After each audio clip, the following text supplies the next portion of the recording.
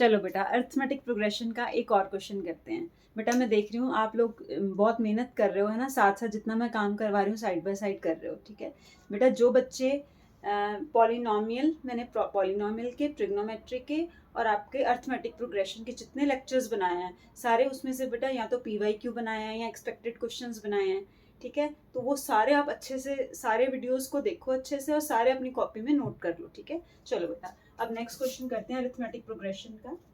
Question है बेटा आपके पास, इन एन एपी, नहीं ऐसे देखो, the sum of three numbers in AP,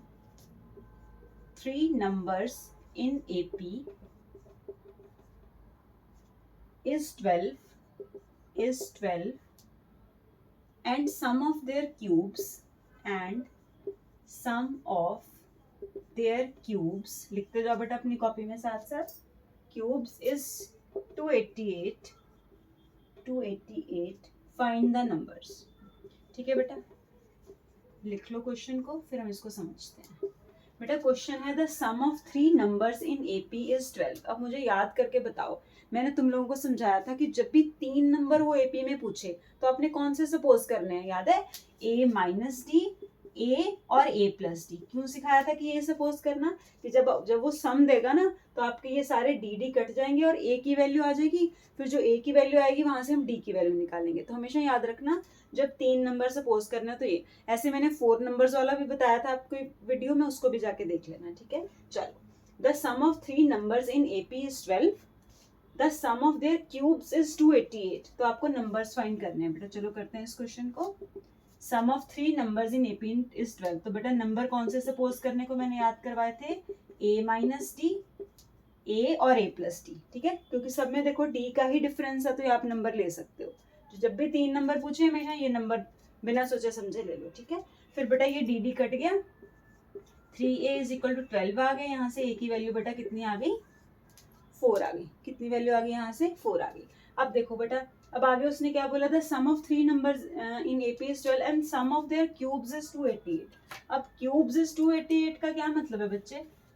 कि मतलब अगर ये तीनों नंबर हम सपोज कर रहे हैं और उनका क्यूब करते हैं, a प्लस डी का होल क्यूब, तो कितना आता है बेटा? 288। यही कह रहा है ना वो कि sum of the cubes of these 3 numbers, यही वाले 3 नंबर मैंने ले लिए दोबारा से और उनका क्यूब कर दिया। और क्यूब कितना दिया उसने? 288, ठीक है। अब मुझे बताओ a माइनस बी का होल क्यूब किस किस को याद है? a cube minus b cube minus 3ab into a minus b. या फिर बेटा इसको सॉल्व करके आप ऐसे भी लिख सकते हो, है ना, अगर आप ब्रैकेट को खोल देते हो। तो मेरी बात हमेशा याद रखना, हमेशा पहले ये वाला फॉर्मूला लर्न करना, ठीक है। क्यों लर्न करना है? क्योंकि यहाँ सिर्फ ए वाली टर्म पॉजिटिव है, बाकी सारी नेगेटिव है। अगर आप डायरेक्ट ये वाली याद करोगे ना तो भूल जाओगे कौन सी नेगेटिव है कौन सी पॉजिटिव। तो हमेशा पहले ये लिख लो, उससे फिर ये चाहे बना लो, फिर एक बार याद हो गया तो फिर ठीक ही है, ठीक है। अब देखो a माइनस डी का होल क्यूब, तो a cube minus d cube minus 3a² d plus 3ad square. ये समझ आ गया ना? ये वाला फॉर्मूला लगा दिया मैंने। a माइनस बी का whole cube, a cube minus d cube 3a² d plus 3ad square plus का a क्यूब। इसकी जगह पे मैंने बेटा a माइनस बी का होल क्यूब लगा दिया। ये आपको समझ में आ गया होगा। अब ये a क्यूब को बेटा ऐसे लिख दिया, ठीक। ऐसे यहाँ पे लगा दो a प्लस डी का होल क्यूब में सारे प्लस होते हैं। a प्लस, जैसे ये a माइनस बी का होल क्यूब में तो ये टर्म्स, ये एक और दो नेगेटिव होती हैं, लेकिन जब आप a प्लस बी का होल क्यूब लिखते हो तो सारी टर्म्स पॉजिटिव होती हैं। मतलब a cube plus b cube plus 3ab into a plus d, ठीक है। तो जब आप इसको सॉल्व करोगे तो इसको लिख दो अगले स्टेप में 3a² डी और 3ad स्क्वायर, ठीक है जी। a माइनस बी का होल क्यूब खोल दिया, a क्यूब ऐसे लिख दिया, ठीक है, और ये a प्लस डी का होल क्यूब लिख दिया। इतनी बात समझ में आई? आ गया। अब देखो बेटा, जो कट रहा है वो काट देते हैं। ये डी क्यूब के साथ कट गया, है ना। क्या क्या बच गया? 3a³ बच गया। और कुछ कट रहा है? हाँ, ये a² डी वाली टर्म भी कट रही है। जो जो कट रहा है उसको काटते जाओ, ठीक है। और क्या बच गया? 6ad स्क्वायर, और इधर से 288 साथ में रहेगा, ठीक है, इक्वल टू 288 लिख लो, ठीक है जी। अब बेटा a की वैल्यू आप कितनी निकाल के आए थे? आई थिंक 4 निकाली थी ना। हाँ, तो 4 पुट कर दो यहाँ पे, या फिर एक और काम कर सकते हो, चलो पुट कर दो, 4 पुट कर दो सीधा, 4 cube plus 6 into 4 into d square is equal to 288। ठीक है, लिख दो put a is equals to 4। अब जो हमारे पास इक्वेशन आई वहां से a को आपने क्या पुट कर दिया, 4 पुट कर दिया। तो बेटा इसको क्यूब खोल लो, 64 plus 24 d square is equals to 288। ठीक है जी।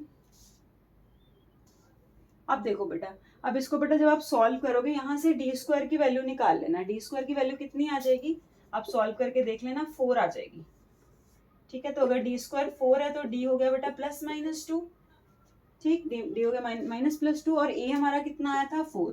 तो बेटा क्या मुश्किल था इस सीरीज में, है ना। अब से एक बार क्या करोगे, ए को 4 पुट करके डी को 2 पुट कर दो।